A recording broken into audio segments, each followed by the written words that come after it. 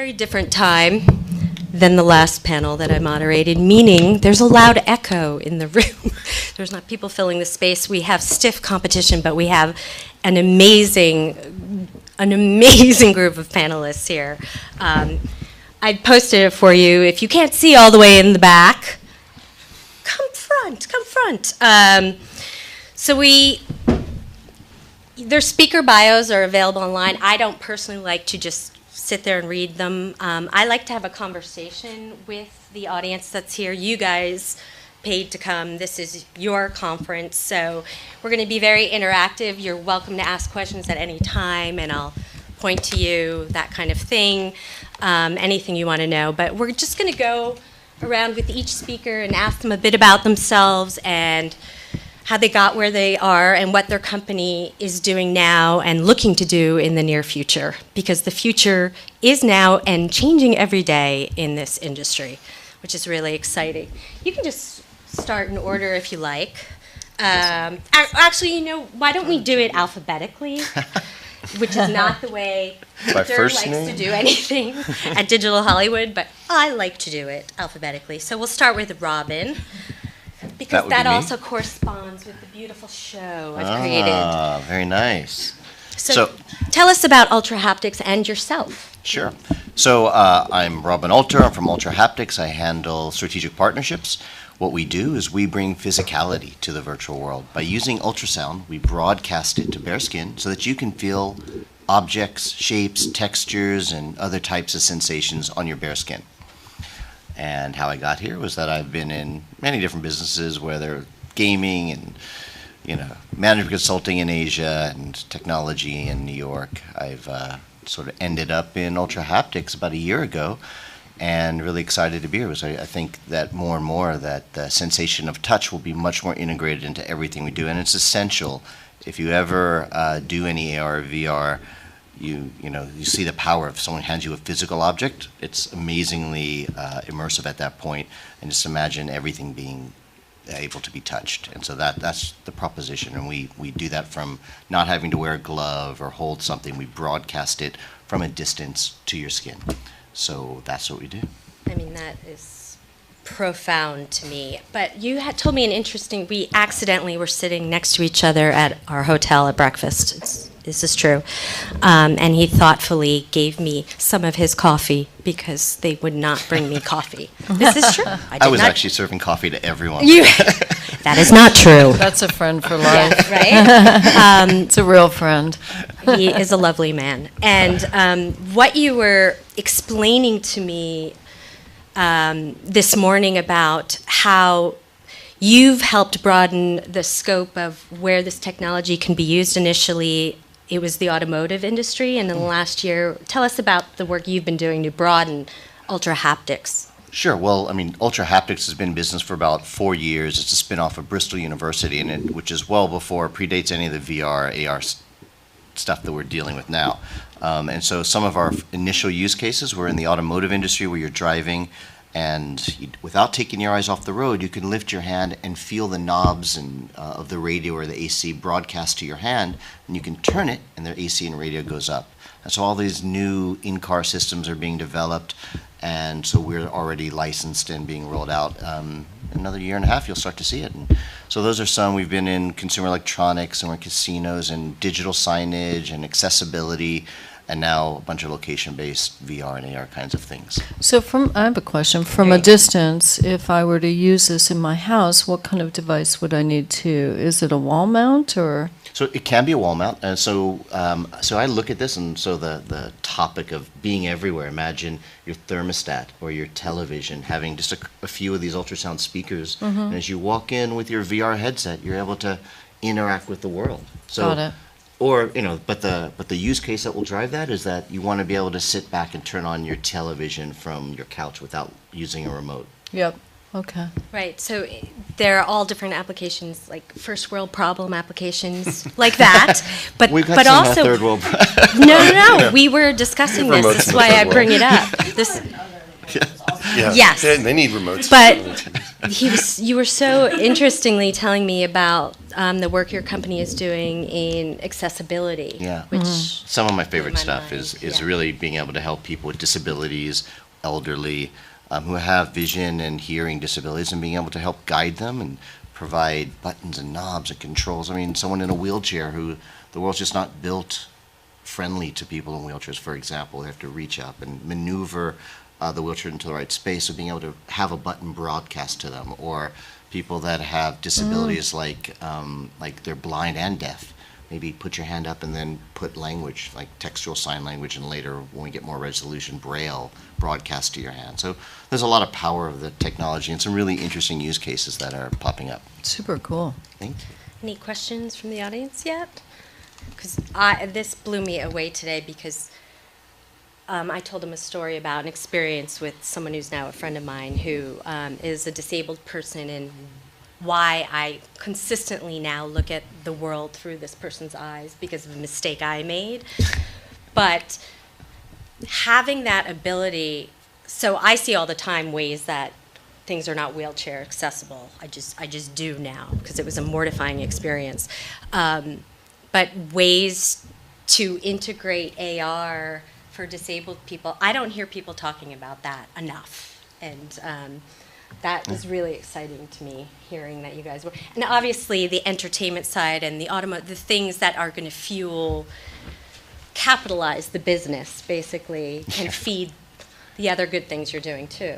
Yeah, luckily, I think there's a lot of scope to make money and do good at the same time. It's just really making things more accessible and human and natural, just to be able to use the sense of touch. So it should pull up. I hope the website is pulling. Oh, no, it doesn't show. It's okay. So while you were speaking, I was having a whole display of things that you gave me. So let's go back to introducing. How did you go from? What did you study at university? How did you get to where you are now? I'm just curious. So I am not one of the founders. The founders are really from Bristol University, and they're really sharp PhDs and professors in ultrasound. And I think their inspiration was really. The story is that they were our founder Tom was standing in front of a bass speaker and feeling the music and thinking, wow, what are the other vibrations and sound that we could feel? Could this be done in other ways? And so that's when they started to play with ultrasound, which is a higher frequency, and being able to create shapes and textures was where it kind of went. And I was just asked to take a look at the company and make a plan and work with them to help look at other markets from automotive and some of the other stuff they've done. And I was fortunate to really just super excited about the tech and see people's responses, and so I was excited to join. Well, we're excited that you joined, because when I heard him speaking on a webcast about, in a sense, AR, VR everywhere. What was the title of it? It was something like that. It was, Yeah, I think it was about location-based or VR arcades. Yes, exactly. And it was a really interesting conversation, and I found him and reached out to him and said, please be on my panel. So following Robin, we have 2 R's and a P. So it goes, I've never had a situation where it goes from A to P alphabetically. I just find that interesting. It's only 4 people. Jim Preston is the executive producer of Nomadic VR. Would you like to tell us a little bit about yourself and your background? About myself. Sure. I've been in video games for about 20 years, most recently at Electronic Arts. Once I saw VR, I kind of left traditional games and went headfirst into VR. Nomadic I tried when they came out of Stealth in March. I tried the experience and was blown away, and then started in May. Before video games, I got a PhD in philosophy, which was a tremendous waste of time and energy. But I now know a lot more than I did previously, and so I enjoyed that, but it wasn't for me. It wasn't the career for me. Wait. We have to back up a second. So were you a professor? Were you teaching? I didn't even go on the What? market. Don't even get me started about the state of academic philosophy. Do we have the hour? Because I could go on to it. No, I didn't even go on the market, and so I got my PhD. And my dissertation director was like, "What do you love doing?" And I said, "I love playing video games." And he said, "Well, find someone to pay you to do it." So I became a video game journalist, and that's what I did. And so that's how I got into development. Nomadic is a VR startup in the Bay Area, and we make location-based virtual reality experiences, but they're highly tactile, highly walkable. So anything that you can touch in a Nomadic experience is real. So imagine a room like this. The doors are real, the cabinets are real, the flashlight is real, and then we map digital worlds on top of that. So we can take you to different universes, but you still are in a real place. So one of the challenges of, and perhaps it's speculated, one of the reasons why virtual reality is not taking off in the home market is the full promise of VR is not reached in the home. There's too much about the experience that's not real. There's too much that's still abstracted, either in touch controllers or in the wand. You don't yet have a tracker for your pet. So your cat walks into your space and you actually kick your cat, when you're playing Audio Shield. Not me personally, but there's still challenges around home-based VR. And so there's a lot of people that think that the actual ultimate promise of VR is going to be achieved out of home and location-based in sort of highly immersive, highly social warehouse scale tracking or warehouse scale experiences. And that's what we do at Nomadic. I have the video that your CEO gave me. He was on this panel last Okay. May for me, so I thought I'd play I it. have no idea what this is. You'll see. It'll give a good visual for. Okay. Oh my gosh. Oh my gosh. So many times people have watched films, they've played video games, but they've never been inside of those. Is there actually living? Oh my god. With what we're doing in VR, it allows you to actually step into that environment. You become the star. It's your experience. Okay, I'm pulling the lever. They will feel the heat. It's hot.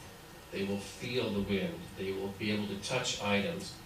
And you start to believe that you are actually in that place. I'm sweating. Is that actually doing it? No. That was a trip. Yeah. That sky was like blowing my mind. Do you think this is something your friends would have enjoyed? Yeah. I honestly kept thinking in my head like all these different people that would absolutely love to have that experience. Any person who tries this is gonna be just completely blown away. You can literally feel like you're in a real place. That was crazy. I don't even know what to think. Wait, can I do it again? When you think about radio, television, the personal computer, this is the next generation. This is a game changer. So if anyone would like to try it, we actually have our booth installed at the Technicolor Lab in Culver City. So we'll be there for the next couple of weeks. Cool. It's kind of filled up right now with investors and content folks, but if anyone stopped by, I'm sure we could just go through the experience for 5 minutes to try it out. Just announced there in the press release. Yeah, so. How did that come about? That I don't know, but apparently those people at Technicolor Labs are sweethearts. That's all I hear. Mm-hmm. It's like, oh my God, you landed those? They're great. Marsha, she's awesome. So Astro, yeah. shout out. Yeah, I'm serious. Everyone, I'm not from this industry, but people are down in LA are like, yeah, they're great. Yeah, they are. They really are. They are. They support a lot of content creators right now who otherwise aren't able to get funding and, give them the space. It's pretty say- remarkable. Yeah. this offshoot of where entertainment and technology meet is extremely supportive generally. Yeah. Especially women in the field. It's my general experience. But I think everyone who's in this field right now is, we know we're kind of the pioneers, and it's kind of scary because we're just trying a lot of things. We don't know what's going to be successful. And the people that are here we're building the models now. We're trying the new experiments. Right. So. thank you for. We'll definitely be getting back to you in the Great. conversation. But Nanea. Nanea, sorry. That's okay. No. I'm the one with the weird Hawaiian name, so. Does it Thank mean you. anything? Or It does. It means, it's actually apropos for the company. It's the name of the feeling you get when you're completely fascinated doing something and you lose track of time. So Hawaiians have words like Germans have words, for these strange feelings that, so that's what it is. It's like complete fascination. That is. with something. I'm so glad I asked. Yeah, That there you meant go. many things. Very, very generically, it means peacefulness and serenity, which I'm not. Yeah. So I had just read on something. I read a little bit of everything because this just happened in September, at the end of September, right? Yeah, we just raised our first money in from Mayfield, $4 million Congratulations. Series A. We skipped seed round and went to that, and I'm very, very grateful that they've enabled us the opportunity to actually build the product. You know, we've been in an ideation phase and doing some technical proofs of concept for the past year. That was self-funded, and so it's just been just a whirlwind of activity to get ready to build the product and then go to market. And as we spoke about, it's a more challenging time now to raise It is. money. It's difficult for VR companies to raise money. It's very similar to my partner Zach and I started a mobile game company in 2000. And when we were raising money, there was 10 of us who started the company. People would look at us and say, no one will ever want to play a game on a cell phone. All people want to do is talk on their phone. And now, you know, we're in a day where the last thing you want to do is talk on your phone. And even my grandmother plays mobile games. And so I feel that VR is very much in that phase. And when we were raising money, because the install base at best is about 2 million MAUs at best across all devices. In spite of the hype, that's the reality. So it's very hard to get venture people excited about that. So the idea has to be bold enough. And what we're embarking, we're going on this journey to use the immersion of VR to change the way that you feel. And we're using audio and visual stimuli as well as gameplay mechanics that trigger different responses from the person taking the trip. And we're very good software developers. We're, you know, been in the video game industry for a long time. That mobile game company got bought by Electronic Arts. So I ran EA Online for 5 years while I was there and laid all their digital revenue enablement technology. I ran the whole online tech team, and you know, it's been a good run. But I think right now, you know, you're starting to see a lot of these companies go out of business who got funded too early. But I feel like right now is the best time for it because we're on the advent of mobile being VR native. And Android, you know, phones being powered by the Qualcomm chipset, which will be VR native. And so the explosion of content in 2019 to an addressable audience, you know, that'll be better than what it is now. You know, it's just good timing to get in there. So that's what I'm excited about. The idea behind your company is so fascinating to me, and Yep. your background in gaming. Do you mind exploring how you came up with? Sure. I was an investor in Oculus through, I was friends with the CEO. We were at a cloud gaming company that Sony ended up buying for the PlayStation. So I was very fortunate to have an opportunity to put a little bit of money into Oculus, very early stage, before they got their Series A. And so I'm also cousins with Keanu Reeves, the actor, and Brendan had asked me if I would bring him down to try the Oculus because he had heard he was working on something that was potentially VR, and so we went down, and I brought my partner Zach, and the whole ride home we said, let's do something, let's make a game. Originally I wanted to make a meditation product, but he talked me into doing solitaire in a haunted house, and we released it. It's live, Trip Solitaire, but it was really fun. What we realized though was doing what we already knew how to do with just the ability to turn around wasn't that exciting to us. But as we were testing the product, we noticed this feeling of retreat from our real lives into our environment, and then this feeling of being refreshed afterwards. And then I had some friends over one night concurrently while we were developing the game, and they were trying it out, and this girl goes, a friend of mine who is really quirky. She used to have her own show on MTV, and she said, I thank you so much for giving me an experience as close to ecstasy without actually having to take it. And in that moment, like the two collided, and I went, oh, I know what we need to do. We need to figure out these experiences that stimulate new reactions. And the other thing was, Zach and I really wanted to create something that could only be done in VR, that was VR native, because you can play solitaire on your mobile. Why would you go through all that trouble to put on a device? So the motivation has to be there that it's own, to create something new. So we're not trying to like tell you to close your eyes and listen to an audio file and not think or stare at a candle. We're trying to create a new way to generate chill or amp you up, create more focus. And there's lots of tech out there that we're leveraging for the last 15, 20 years in the research area with the neuroscientists looking at the effects of VR. We're not going to make any medical claims, but we will be working with a validation partner from a lab. And if we can, then that'll take us into other areas. But phase one, we just want to make sure what we're putting out there won't hurt anyone, and that we're focusing on the benefits of it. Is it an application that could be applied to the other current use cases for VR, like post-traumatic stress disorder and pain management?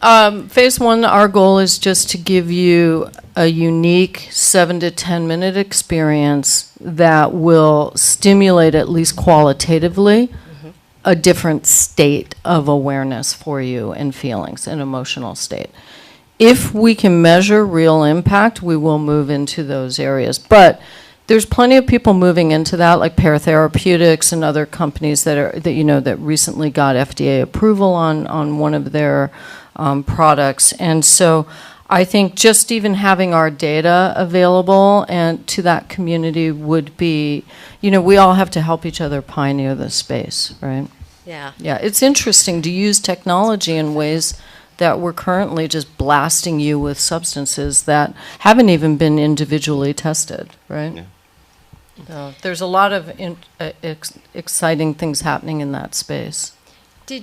Was any research done from your perspective on the other aspects of how VR makes certain people not feel good and how to counteract that? Yeah, for sure. I mean, game developers for a while have been trying to deal with the comfort levels. Females are a little more sensitive than men to the motion sickness that you get. For some reason, Asians are more sensitive. Children's brains respond to it differently, different age demographics. I think the most interesting study to me recently was at UCLA on some of the negative impacts on vision and and young minds. And so I don't know that the data is substantive enough to take it at its word, but we definitely have to look into this area, which is why we are establishing a relationship with the lab early on, just to make sure we do no harm. That's really important. But there are things you can do when you design something. Having a fixed horizon eye point seems to help you. Moving through rails, like in games like Thumper or Res Infinite, where that kind of movement, it does help you feel more comfortable. In the creation, you're saying? When you design. Right. I mean, we've had to do this in the 2D analog or video game industry for a while. If you remember when the Xbox first came out and all the people were having seizures, and you're going to hear all that with VR again, right? It's the same thing, but your brains adjust. Good point. Joanne, you have a question? Oh, I was just curious. I have a personal theory that's based on no data. Yeah. That the reason right now that more women are getting the motion sickness of it is because the headsets are made mostly by men for men. Yeah. And tested For sure. on men's heads. What a good point. So, like my own personal experience, I don't get sick at all. Right. But a lot of times, especially since it's a lot of people who are putting the headset on you and so it may be in many of the cases if they're putting it on you and you don't realize like how tight you need to make it, that you may end up getting sick. I've also noticed. It's not tight enough, so I'm just curious, like, if you've seen any data or? No, I haven't seen that data, but I have seen that gamers in general, whether they be female or male, aren't as sensitive. So I think they're just used to moving through virtual environments. Some people just even with basic game controllers have a hard time kind of with that. So it's also the frames per second, I believe. yeah, that on the old devices. The old VR devices, like the lag on the Samsung Gear, all that's going to get fixed. That delay, your brain tracks it. It makes you uncomfortable. Yeah, and I'm specifically asking about, like, women versus men, or, like, different Yeah, there needs to be more studies. Different backgrounds, like you mentioned. Asians can be more, so I was just curious about that specifically, not the stuff that would continue to improve and then improve for everyone. The UCLA data that came out last year is probably the most comprehensive I've seen on that specifically. Fascinating. So Nick, tell us about not just what you do now, but how you got to what you're doing now as well, because you have a very interesting background in entertainment as well. Yeah, I play video games, but I never worked in the video game world. I come from the film world, so much so that my parents met at Cannes. So it's like, oh, that's a great story. I definitely was born in the Hollywood baby, if you will. So I, went to film school like all of us, I guess, and went to, came out of it trying to do film, produced a couple of features, financed some big animations from China, worked in distribution. I actually am the vice president of, now no longer, but was the vice president of the oldest distribution company in Germany called Arsenal Films. And we did, films like Man on Wire and Oscar-winning documentaries and stuff like that. So I come from more or less a distribution background. And when I came into VR, I really noticed the lack of distribution, which is why our company, Hologate, is a location-based company. And I also noticed that it was very isolating. Isolation, you put one headset on, and even if you come with a group of friends or you go to IMAX VR, you are separated into all the different corners, and you're put into one unit. Our core business strategy is multiplayer, but multiplayer with people actually physically around you. So our unit is a very small 20 by 20 unit. It's for 4 players. It has 4 Vives in it. We develop our own games. We have 2 games so far. We're coming out with a 3rd. And basically, we think of ourselves more as a distribution platform. And we don't consider ourselves, a competitor to, I would say, the giants of Nomadic and Zero Latency and The Void, because we're very different. If Nomadic and The Void and those people are, I would consider you guys like the IMAX 3D, like the super screens. Yeah. We're like a small independent cinema. But you can play any game in our system, but what we like to do is have exclusive games for our system, because just like cinemas, where I come from, we believe that people want to see something that hasn't been seen. People want to see something that just come out. And so we're talking to the studios, we're talking to other developers that if we create, these hologates, which are very cheap and, turnkey system, franchisable, can go anywhere, malls, cinemas, hotels, casinos. We're talking to Caesars. We're putting one in, we have one in Upload right now if you guys want to check it out. And infographic up. Oh, so they can there you go. Oh, that's from your website. Oh, great. And just to be clear, so you're doing 4 basically room scale experiences adjacent to one another. Correct. Right. So I think you might need to clarify that a little bit, because you're not doing warehouse scale experiences. No, we're not doing warehouse at all. It's 20 by 20 feet. It's haptic, or? It's not haptic. We have haptic vests and all that stuff. She'll show a video in a second. But basically, what we're doing is work on that. Yeah, exactly. we're doing exclusive content right now. And for instance, I believe like when you go and see a movie, you want to see it in the theater first, and then you can see it on DVD later. I think Steam VR is really should be called Netflix VR, because that's what it is, and that's our only area of where we can get VR right now. So we decided to talk to these developers about bringing their content exclusively to our systems first, once we scale up, and then we can, and then they would go to an ancillary department. So do you want to play the video so I can? Yes, I do want to. I'm having an issue playing the video right now. It's not going where it No should worries. be going. No, it, hold on, give me a sec.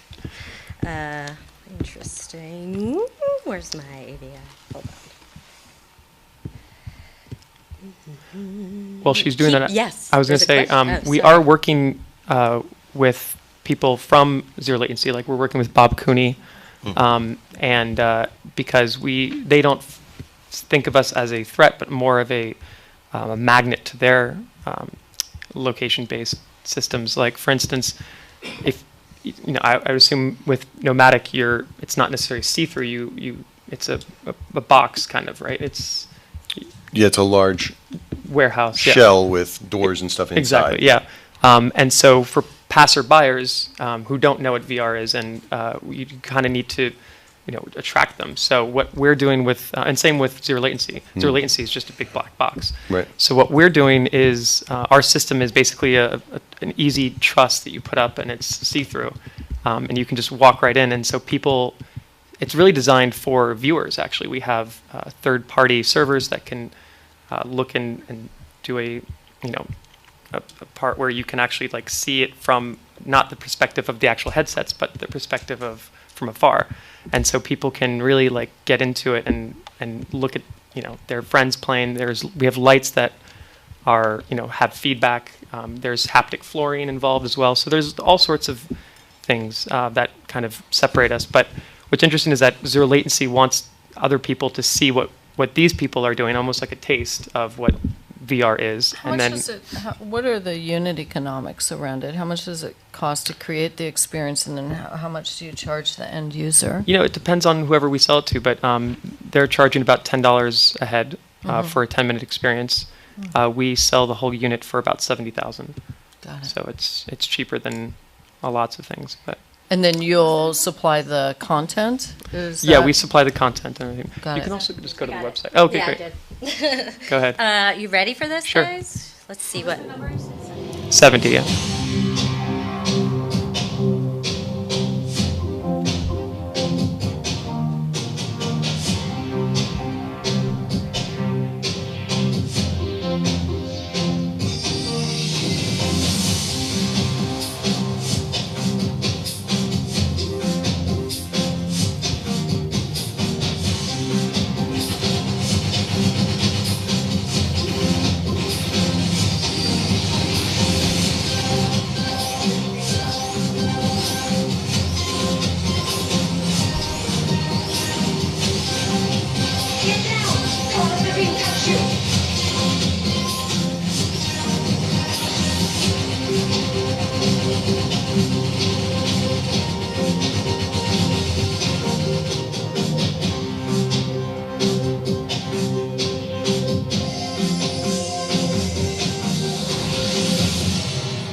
Jeez, that looks fun. Yeah. It just reminds me of like some dream I had as a young person after work playing Quake Yeah. with everyone, Yeah, that's and Well, being able to do it that way would have been a dream. What I And- love about the approach is that, just like in social gaming, like MMOs, I was in social games for like 15 years. And particularly in Asia, it's a spectator In sport. the IGR. Yeah, yeah, Oh, yeah. yeah. It's like Well, it is they're- now here, too, with esports. Yeah, Yep. with esports, but it's like, you're so like some of the conversations we have is like, yeah, you see the players, but then we turn the haptic devices out towards the audience so they can start to feel some Very of the true, stuff. yeah. It's So kinda- this is more like a new VR version of the IGR, Very much, yes. I would Internet Gaming Room, Exactly. for those who don't know. I would say also this is we designed our games to be esport compatible as well. Uh-huh. So people that are in the game can compete with each other. We have a player versus player and also a co-op. So people that want to go with their friends, they want to do both actually. What we've noticed is that newcomers to VR want to do co-ops and gamers want to do peer-to-player to player. PvP, yep. But what we're really excited about is the kind of fast expansion. We we're focusing mostly on family entertainment centers. We've been going to IAAPA and EAS in Berlin, European Attraction Show. These, specifically for places like Dave & Buster's or laser tag companies. We've partnered with a lot of laser tag companies because that's exactly what they want. While they're waiting for their next game, they want to see what's new and in the lobby, and something that's compatible, that's maybe not 4 different separate booths, like let's say the HoloCube is, but that isn't multiplayer, but is something that's compatible with everybody something you're going to do soon. And we don't consider ourselves a VR arcade. I would say, I consider us more of like a photo booth or a moon bounce or a jukebox. We are designed to be in a bar, in a lobby somewhere, on a cruise ship. Not necessarily a full-fledged VR arcade. And in a sense, we are an arcade because we are doing arcadey stuff, but I don't like to call us a VR arcade. Well, how long is generally you said you have 2 experiences now? How long are you in the experience? Right now it's 10 minutes. Okay. And we actually custom design our computers. We use the Vive and everything, but we have special computers that we use our custom hardware for, and mostly to reduce motion sickness. Yeah. We use 90 frames a second. And we do the same thing with the Horizon line. Right. I don't know if anyone here has played Echo Arena yet, but I get so nauseous on that because you're floating around all the time and you have no stable barrier points. So we just create games that are on the floor, like in real life, but can create amazing experiences around it. Most of our team is a visual effects team that does all of our coding, and they're all out of Germany. That's what I was going to ask you about. Where's your content coming from? If you consider yourself a turnkey solution, a platform, a small distribution, the art film distribution company of VR right now, for example, how you expressed it, will you be sourcing, like I'm sure since you were based in Berlin, you'd go to Berlinale and look for, right? Okay, in the European film market. So are you only going to make in-house? No, I think if anything, we are doing most of the back end and the front end in-house. Sorry, we are working with other developers to do exclusive contracts, as well as letting them be able to eventually go to market, online market, but having a exclusive window, a corridor, if you will. How long is your window? Is it like 18 months? Sometimes it's 3 months, 3 months. and sometimes it's with the studios it's a little shorter. It's about 2 months because they really want it to get out worldwide, and we don't have enough hologates out there yet to warrant us keeping it in there for too long. If we had like 100 or 1,000 units, which we do plan to have, especially with the low cost and the kind of turnkey scenario that we have, that's very possible. What I've noticed is that people wanted a booking system, so we built it. What I noticed is that people wanted a back-end analytics, like they wanted to see, could they get the email addresses for the people that are in there? So we built a whole back-end system where you can see what the age is, and you're literally just typing it in as you're waiting for the next time to play. So you type in your age, you type in your male or female, you type in your... Everything turns into a dating app. Big data, right? Yeah. And no, it's so it's also there's 2 reasons for that. We wanted to get people to email their score to them. We wanted to give them ideas that if you come back, you can try to beat your score, or we even included power-ups that you can get that other people don't get if you get to a different score, a higher score. So there's incentive for replay value. Which I think is very important, which is why... Maybe the price goes down the more you play. There you go. Well, these are issues with VR right now, too. It's still very much a novelty use case. This, getting our game out there, we started to see some anomalies we haven't seen on other platforms. And one, the lack of repeat usage. Average session time is 7 to 10 minutes. Seems to be the comfort level right now for whatever reason. It could be the weight of the headset, etc. Yeah. Most of the usage is on the weekends, and some of that is just the tethered experience. So these are problems that we have to solve. Most people will try VR once, but how do you get them back into it again? And it will require further innovation, you know. And it's not just us. You know, when I saw some of these data points coming in, I met with the platform team. They said this is industry wide, so we have to solve for it. So your experience is generally how long? Like people 7 to 10 minutes is what we're 7 to 10. targeting. Okay. Yeah, because you look at the data, if that's Right. the average session time across Might as all, well. why not optimize for that? And then try to solve this problem of repeat usage, and how do we trigger the desire to want to do it again? Yeah, but it partially is that's the nature. That's the chicken or the egg kind of thing, right? If you don't have you have to have content that's longer, and it has to change and be interesting for people to want to do it. And the business models are based upon short immersion, so they're not going to spend twice as much for twice the time in general. But I also think it's the isolation is a factor, right? People, I don't know about you, but when I'm doing VR for a long, I feel weirdly vulnerable. Do you know? And so I think we have to adjust for that.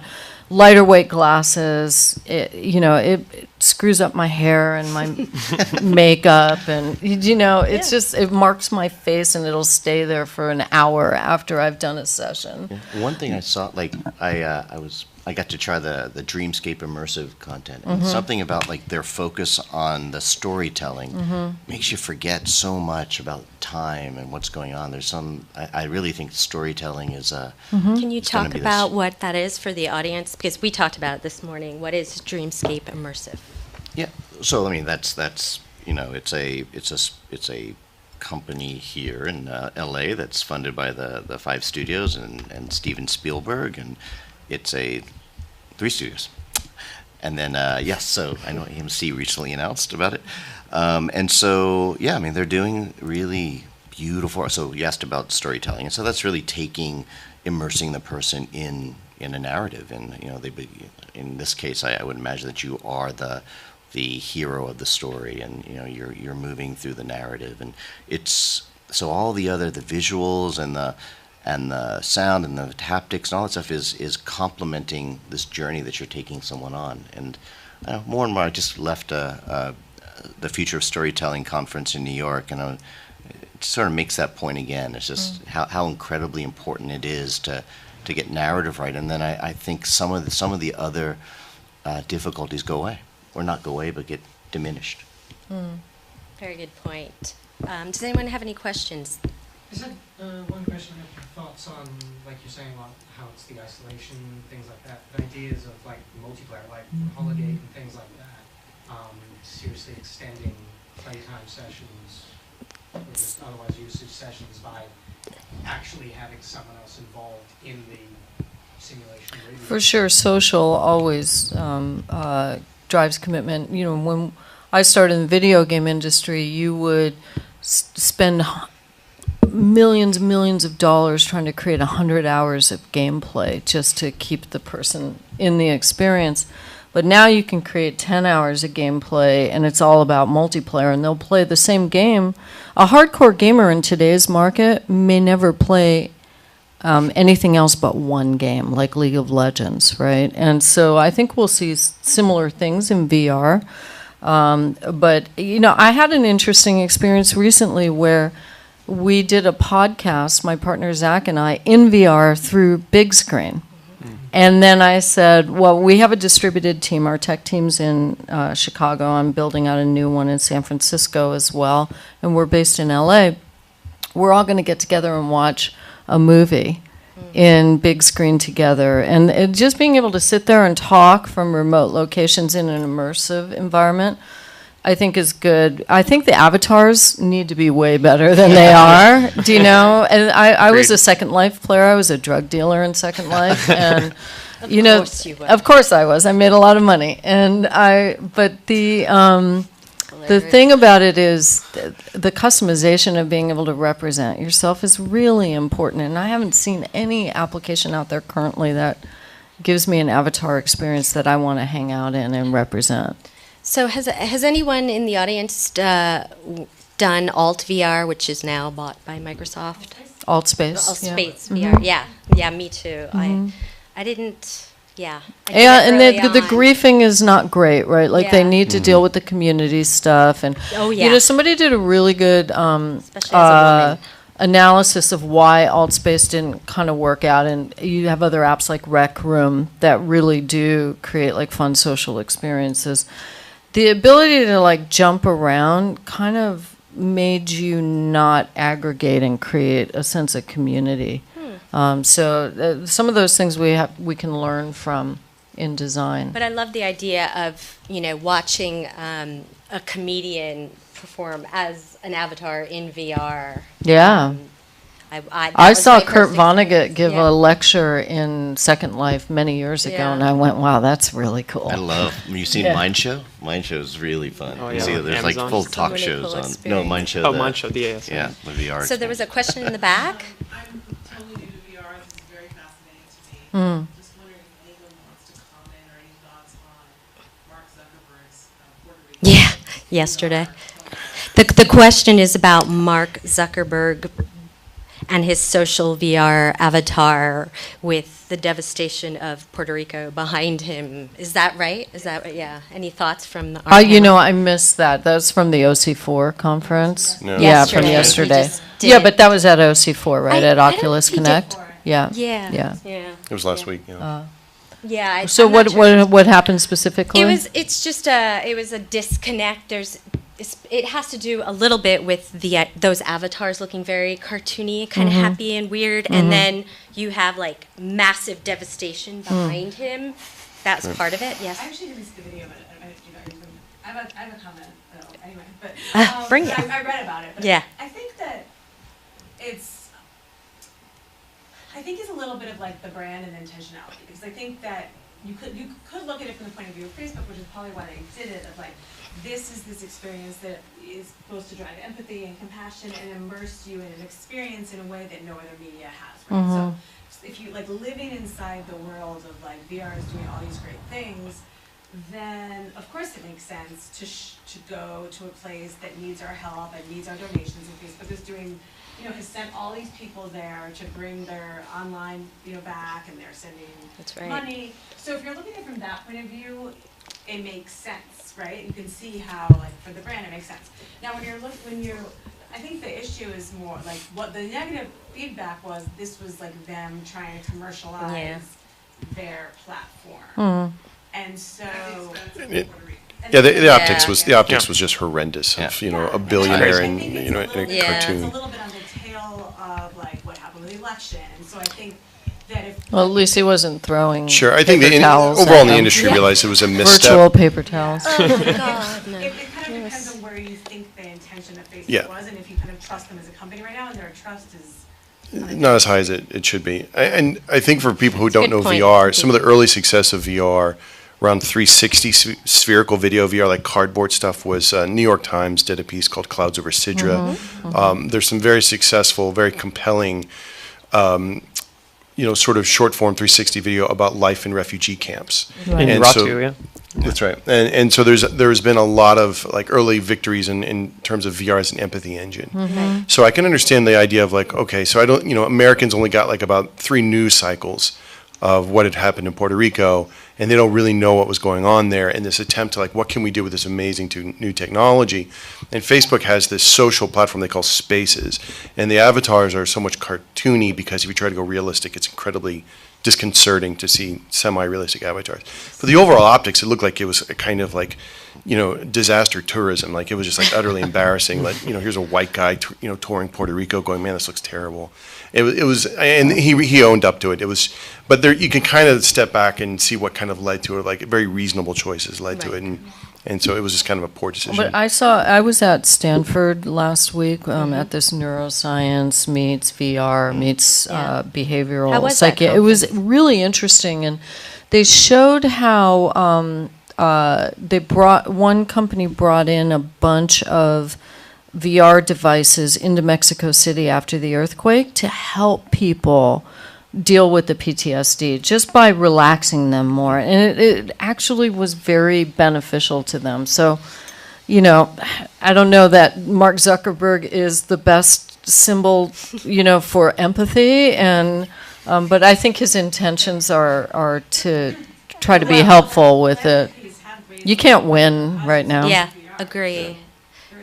Hey, he came to philanthropy earlier than For sure. someone from And Microsoft. I'm so sure, yeah. Thumbs up for that. Yeah, and you know, I'm he's for it. giving a lot of money away, more than I am, and other people in this room, and you know what I mean? Yeah, So, yeah, so it's hard to. My Yeah. affiliations are more private than his. Yes. You know, poor Zuckerberg. Speaking of which, Yeah. back Oh. to Nomadic. No, no, humiliation. not at all. But Jim, talk to me about your end of you're a producer at Yep. Nomadic. What does that mean there? Are you making games? What are So you these are these kind of developing? experiences that we were talking about. It's much more an experience than a pure game. So it's about 15 minutes. It's in a location. So it's about moving people through an environment.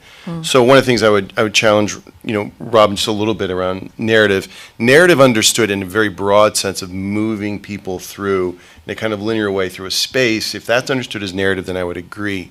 But if narrative understood in a very, you know, the more narrow, traditionally defined way of plot and character development, interaction over an arc or something like that, I would actually argue that location-based really needs to get away from that. It's really not about experiencing a specific story. Certainly for someone like us, that anything that you can interact with needs to be real. So we're not going to have NPCs. Like, unless you can interact with them across the streets, or you'll never reach out and touch them, sort of thing. So for the newbie, can you say what an NPC An NPC is Sorry. just a non-player character, sort of a character driven by the computer. It's not another human being. Instead, you know, what we want is a very highly social experiences. So, Nenea, to your point around replayability, Right. You know, mobile games have known this for a long time. Right. That if you want, basically, they have a problem of you need to have essentially infinite gameplay in a mobile game. And how do you do that? Well, basically, you do that through the audience. It's sort of the players become essentially the content, and Right. so, you know, for these sort of VR experiences, it really has to be around the interaction of people in these amazing spaces. So, you know, imagine something like a Rock Band VR where you have a physical green room, like you're hanging out, waiting for other people to vote on what songs you're going to play. You walk through a door, you go up on a stage, you play a set, you physically walk back, and then you see how you scored and how people responded to you outside the booth, that sort of thing. You have an incredibly social sort of experience, and you could do that infinitely, right? It becomes a new kind of karaoke. But you're utterly immersed in that sort of experience. I think narrative understood in that sense, and you can say loosely there's a narrative of, you know, playing the sort of the fantasy of being a rock and roll musician. Then there is sort of a role for narrative, but for the most part, I think that narrative, just because it doesn't support a lot of replayability, I don't think we're going to see it take off in location-based It's stuff. not an element of we're going for the benefits, so we believe that if the trip is beneficial to you, you will want to do it again. And so if you're seeing results from it. VR is the current method of delivery because it's the only device currently available that has that level of immersion that we need. And the isolation factor actually works for it in our product. So we've kind of embraced some of the things about it, like how do we create a little mini retreat for you, right? I was when you were talking earlier, I was thinking about isolation tanks. Yeah, And- we have an element of our experience that feels very much like the biggest cosmic isolation tank. Which is not something I've ever done after It's super seeing that fun. movie with William It's- Hurt. I just couldn't. No, there's But there's one in Pasadena where you can actually go with multiple people. So it's like a You're in group a tank. big tank? Yeah, it's super popular right now to float. hip thing, Yeah, yeah. it's the next So- the next dry bar. So just what I mean by narrative in some ways is context, right? And so when you talk about like things like moving around in space, I look at that as these are the gameplay elements that, you know, if you look at games and how they're built largely for specific types of game players. So some are explorers or fighters or builders or socializers as for the archetypes that we look at from gameplay. And so those become this sort of the elements of what's going on. And then on top of that, there is context, whether it's a story or a reason for people to socialize or a reason for them to explore. And I think my point was that it came I was thinking more about it largely because of Dreamscape Immersive and how I was brought from very different context in stories, and and that made me want to stay longer. That made me like it extended that experience. I didn't want to leave. Right. It was so compelling, and although it was really still walking in a circle in a lot of ways. So I think you can end up using what I'm calling storytelling or context, but it has to evolve, it has to change, and then the actions that you do and being immersed into a virtual environment becomes something you can do longer. Well, and I have a lot of my Hollywood friends kind of struggling with this concept that we've been doing in the video game for a long time. You can't ignore the audience member. They're not an audience member. They are a participant in the narrative. And so to me, that's an opportunity for innovation. They're not spectators. They are in the space with you, and if you ignore them, it's a disservice to the whole medium and the opportunity to innovate.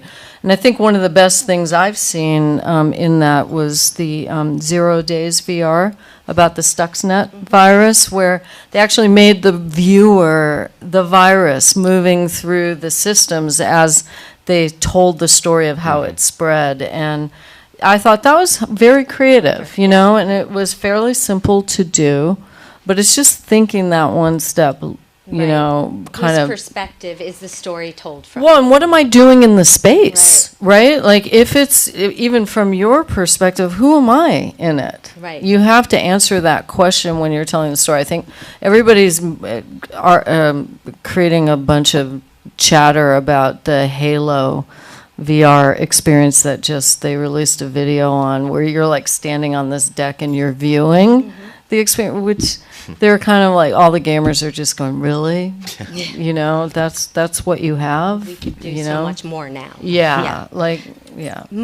this idea of just sitting in an audience in a theater in VR watching. Yeah, entertain me. Yeah, it's weird. Instead of being a participant. My original background, I'll be right back to you in a second, is theater, which I've already talked to Robin, I think is some of the best background to have if you're working in this industry, and I don't understand why the industry doesn't hire more theater people. I didn't have to unlearn.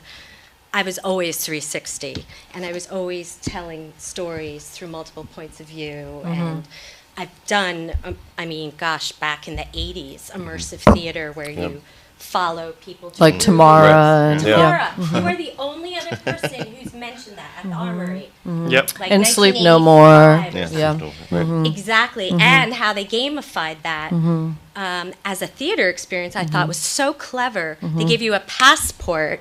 If you come back, you're going to get a different story because you follow different people.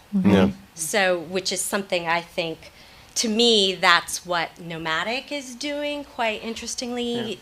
And puzzle, and you combine it with puzzle rooms and that kind of. It's super, escape rooms. And But it's funny to me now. All of a sudden, New York thinks like this is a whole new thing, immersive theater. I'm like, no, it's been around. Well, and think forever. about video games have been doing that for a long time. So it's and that's another reason why this world excites me so much. There was a question back there. Somebody had. I think it was right here. Oh, Yeah, yes. Well, I think, it was, I'm trying to think now. We were talking about the audience and point of view, or Who's telling the story? Okay, we have 2 minutes left. Are there any more questions for our esteemed panel on this amazing time to be in this space? Yeah, I think right now just really pushing people to innovate and do things in VR that you cannot do in other mediums, right? Like what these guys are all creating, you cannot do on a mobile or, through television or film. And that's what's going to drive the growth of the industry, is getting those killer apps out there. So before we go, so if one wants to try Hologate, where can one try that? So right now, in the next 6 months, we're going to be in 60% of all laser tag units. Wow. But for right now, we have one at Upload, which is in Marina Del Rey. You guys can come by and find me. It's re-entry. There you go. But eventually, right now we have mostly we have 5 units in Europe right now, mostly in Germany. Is there one in Vegas too? You were talking about? There's one in Vegas that's being built. Yeah. Okay, gotcha. And Trip, when I went to your website, Mhm. it's like coming Right, right. 2018. Yeah, so yeah. when might we expect? We're going to start doing some pop-up experiences initially just to get real feedback from real people, which is always a good thing to do before you go more broadly into market. And then we'll release through the app stores probably end of Q1, Q2, and then start scaling beyond that. We're really kind of optimizing for 2019 when mobile VR is much more present.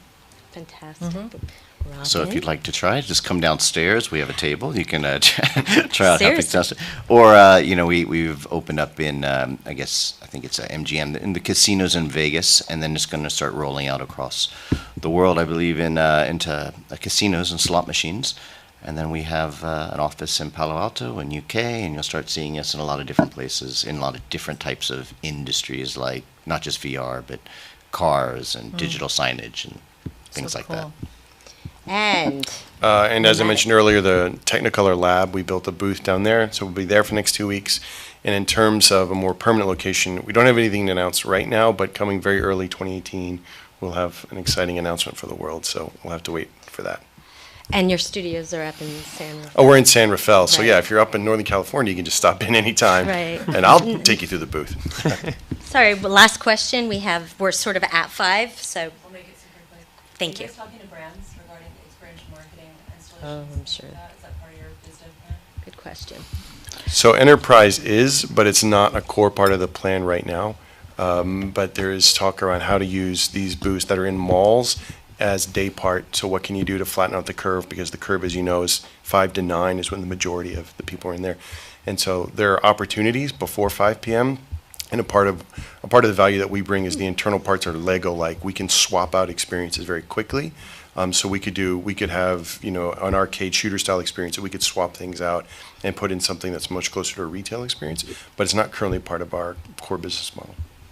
For us, we deal with brands because we deal with a lot of agencies who use our technology to create, activations, installations, and so, yeah, that's how we deal with a lot of brands and through agencies. Brands are changing roles right Yes. Yeah, we're working more with artists, so different music artists to create custom experiences. But because we're dealing with also just the brain, I don't want advertising introduced into the system until we understand more God about bless what's you. happening. Yeah, and we are using brands as well in the game and also like around the truss. You mean product placement? Products. Okay. But also with brands, like for instance, more product placement. You're right. We have a snowball game, and you can. Well, that sounds fun. You can actually change Especially the in snowball. Hawaii. Yeah, exactly. Yeah. You can actually change the snowball into anything you want it to be. So if it's a Red Bull Oh, that's can, or fun. but what we've noticed is that people we're starting to do like event rentals. So like bar mitzvahs and weddings and birthday parties, and so you can actually we're getting to the point where you can actually make a head of your own head to throw at somebody else. Nice. I love that. You should get Tilt Right. Brush. Head lop off. You should get That's Tilt Brush awesome. installed because I know some folks in the Bay Area. Tilt Brush is doing multiplayer soon. For weddings, they go in and they write Yeah. the wishes in Tilt Brush Aw. at weddings. They're Totally. I know they And draw little hearts and houses and stuff. You're That's thinking fun. exactly what we're thinking. We actually just bought a 3D printer so that we can do a Tilt Brush together with everybody and then they 3D give it print to it them. all we together. did a Yeah. project with a Tilt Brush knockoff called VR Lab, Oh, and yeah. actually you paint in all these materials like fire and glass, and you can feel the shape and textures and then Oh, erase cool. it, and Oh, then that's really anyone cool. else can come and experience Oh, the that's art. super It's cool. really neat. I mean, these guys doing amazing work. Can we give a hand to our panel? Thank Thank you you. for coming. I know Thank you. there's a lot going on right now, so we really appreciate it. And thank you guys Thank you. for giving your That time. was fun. You're Thank you. wonderful.